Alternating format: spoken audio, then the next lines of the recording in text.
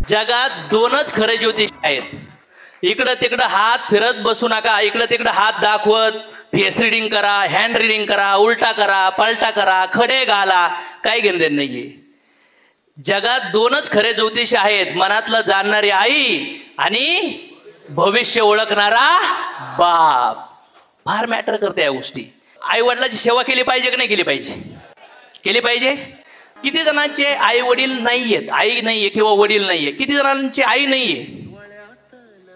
किती जणांचे वडील नाहीयेत?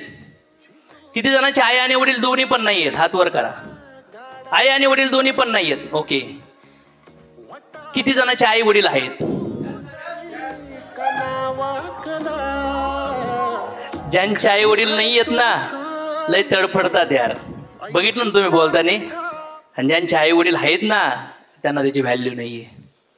आपण लहान होतो ते काम करत होते, आपण मोठे झालो तरी ते काम करत आहे, आपण कॉलेजला गेलो तरी ते काम करतायत, आपण जॉबला लागलो पहिला पगार आला तरी ते काम करतायत, आपले लग्न झाले तरी ते काम करतायत, आपल्याला बाळ झाले तरी ते काम करतायत. आज फार उतार वयात आहेत, त्यांचं कंबर दुखतंय, त्यांचे गुडघे दुखतात, दात पडायला लागले, चष्मा लागलाय, तरी पण ते काम करतायत. स्वप्न सोडा. ज्यांनी जन्म दिलाय ते तरी दिसले पाहिजेत. केलं पाहिजे मित्रांनो. आणि ह्या शरीरातून मुक्त होण्यासाठी, हे जन्ममृत्यूचं चक्र काढण्यासाठी जो मनुष्य जीवन ज्या आईवडिलांनी दिलाय ना, ते देवापेक्षा गुरुपेक्षा पण श्रेष्ठ आहेत मित्रांनो. मेल्यानंतर आहे ना, त्यांच्या सरणावर जाऊन वेडा घालत मोठ्याने ओरडू नका. जिवंतपणी त्यांना सांगा. कारण की लहानपणी त्यांनी बोटाला धरलंय, त्यांनी मिठी मारली, तुमच्या पप्प्या घेतल्या, तुमची शी साफ केली, नवीन कपडे आणले, फाटके कपडे घातले, रक्ताचं पाणी केलं. वडिलाची चप्पल फाटकी होती पण आपल्याला शाळेत बूट नवीन आणलेत, नवीन पुस्तकं आणलेत. वडिलाच्या अंगातून घामाचा वास येत होता पण आपल्याला शाळेत जाण्यासाठी नवे कोरे कपडे बापाने दिले. दिले का नाही दिले? बापाला शक्य नव्हतं, बापाकडं नव्हती कॅपॅसिटी, तरी पण बापाने पुस्तकं दिले, कपडे दिले, चांगलं शिक्षण केलं. आणि आज समाजात इन करून आपण फिरतोय. आणि आपले आई बाप, नको बाळा मला माझ्याकडे आहेत शर्ट. आणि जेव्हा कधी कधी कपडे धुतल्यावर बघितलं जातं ना, माझ्या वडिलाला बघायचो की त्यांच्या अंडरपॅन्ट फाटली होती, त्याला धाग्याने शिवलेलं असायचं. पण माझी अंडरपॅन्ट कधीच नाही फाटली. बनेल फाटकं असायचं, त्याला होल पडले असायचे. मला नवीन पॅरेगॉन चप्पल थोडीशी खराब झाली तर मित्राचे बघून मी म्हणायचो पप्पा दुसरी पाहिजे, तात्या दुसरी पाहिजे. आणि मी बघितलं की माझे वडील तार लावलेली चप्पल घालायचे. बापाचं प्रेम लय मोठं असतं. तर रडून नाही दाखवत. आईच दाखवू शकते, पटापटा पप्प्या घेऊन बोलू शकते, ये बाळा ये बाळा. छोट्या मोठ्या गोष्टीत आईची आठवण येतात, पण मोठ्या गोष्टीमध्ये बापाची आठवण येते. Yes or no? आज काही वडिलाचे आई बाबा वृद्ध आश्रमात ते तडफडतात, डोळे नाही येत, ऐकायला येत नाहीये, जॉईंट पेन आहे. आणि त्यांच्या आयुष्यात सगळ्यात जास्त आठवण त्यांना त्या लेकराची येते. आणि ते लेकरं भेटायला येत नाहीये त्यांना. त्यांना रात्र रात्र झोप येत नाहीये. त्यांची इच्छा आहे की मुलांच्या मुलासोबत थोडंसं खेळावं, पण पत्नी जाऊन देत नाहीये त्यांना. नाही जाऊन द्यायचं त्यांसोबत.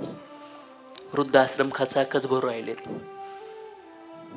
गाव सोडून, घर सोडून, पत्नी पोराचा संसार सुरू केलाय. पण ज्यांनी हे बीज दिलं, ज्यांनी आपल्याला जन्म दिला, आज ते एकटेच झगडत आहेत रे. लहानपणी ते आपले आईबाप होते, आता वेळ आहे आपण म्हातारपणी त्यांचे आईबाप होण्याची, त्यांच्या बोटाला पकडण्याची, त्यांच्या हाताला धरण्याची, त्यांना मिठीत धरून उभा करण्याची. त्यांची शी जागेवर होणार आहे, त्यांची सू जागेवर होणार आहे, त्यांचा डोळ्याला त्रास होतोय, त्यांच्या दातात अन्न अटकतंय, ते कडक भाकर करू शकत. हे संघर्ष आहे बापात.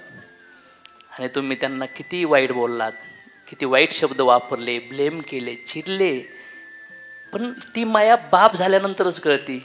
आपले पोरं, बरोबर ना? मग आपण ज्यांचे पोरं आहेत त्यांचं काळीज कधी समजून घेतलंय का मित्रांनो? घ्यायला पाहिजे का नाही घ्यायला पाहिजे? एक्सप्रेस करा. त्यांनी किती वेळा म्हणले, बाळ वाव गुड, किती जबरदस्त, किती पप्प्या घेतल्यात, किती खांद्यावर घेतलंय. अरे पडला ना तर आईच्या आणि वडिलाच्या काळात धस व्हायचं की माझ्या बाळाला काय लागलं, लगेच मलम लावायचे की नाही लावायचे? आता मोठे झालो आपण ना, कुठंतरी दुरावा आला असन किंवा प्रेम व्यक्त केलं नसल तर भेटा, मिठ्या मारा, कचकचून मिठ्या मारा, पाया पडा, राडा, अश्रूने डोळे बुजाव त्यांचे आणि सांगा, दादा किती इम्पॉर्टंट आहे तुम्ही माझ्यासाठी, अक्का, बाई, मम्मी किती इम्पॉर्टंट आहे. सांगा त्यांना, त्यांनी तुमच्यासाठी काय काय केलंय ते चांगलं ना, त्याच्यातनं फक्त 1% सांगा रे. ढसा ढसा रडायला लागतील ते आईबाप, ढसा ढसा रडायला लागतील. त्यांनी काय नाही दिलं, ते काय नाही देऊ शकले, त्यांचं काय चुकलं हे लई सांगितलं यार. पण त्यांनी काय काय दिलं, त्यांनी काय काय केलं, त्यांची क्षमता नसताना रक्ताचं पाणी करून आपल्याला सगळं काही दिलं ना. चला ते सांगण्याची वेळ आली आज. काय वाटतं तुम्हाला? त्यांच्या आशीर्वादाची गरज आहे आपल्याला. Yes or no? आपल्या कर्मामुळं, आपल्या प्रारब्धामुळं आपल्या आयुष्यात ते आपल्याला भेटलेत आणि त्यांना पण जायचंय शरीर सोडून. पुन्हा कधीच गाठीभेटी होणार नाही आहेत मित्रांनो.